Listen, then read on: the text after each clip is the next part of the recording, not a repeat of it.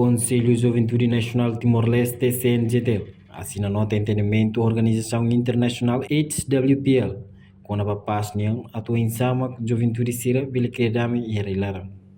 Cerimônia assina acordo ne realiza e Conselho Juventude Nacional Timor-Leste Farol Dili terça-feira. Lourenço Loresinem Fulanjulho Tinanei.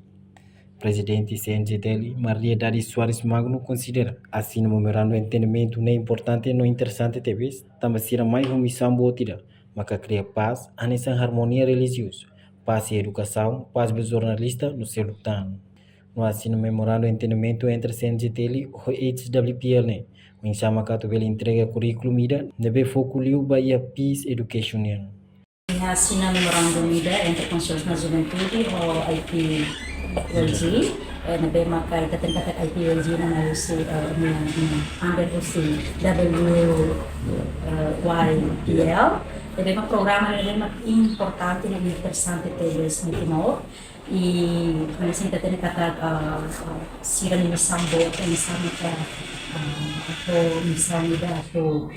integra programa PEACE na bema sira kategori lubukida kategori lubukida na bema kahulu si itadihan kata sira involve itadihan ia programa internasional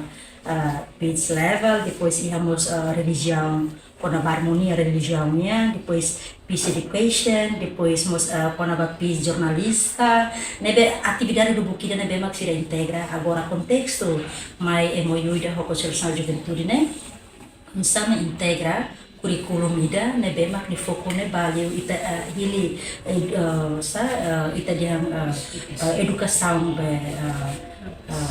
peace né educação badama nebe ita riba programa ida na sirabolo pa né ita mak sugere tambah ita nia nene ita beda integra tambah ne how dia kata organisasi ne se halo kaderisasi ba presente dia atau futuro líder atau terutama líder né kata minha sai a responsabilidade moral, a responsabilidade nessa organização, isso maknya to encoraja, to motiva jovens atau aprender, mesti se fahe ni habilidade de banyak aprender si curriculum na maka IPWG flow, pode bisa maka jovens berhati mudah aprender pona ba educação damai. Ita hatari katak sa diri to kuya damai na hawi si fuang. No ato transmitir ne ita ia curriculum do ne veao ne programa ne interessante TVs e importante TVs vai. Reportagem Nova em Magno, Rogério Anuno, Televisão Timor Post.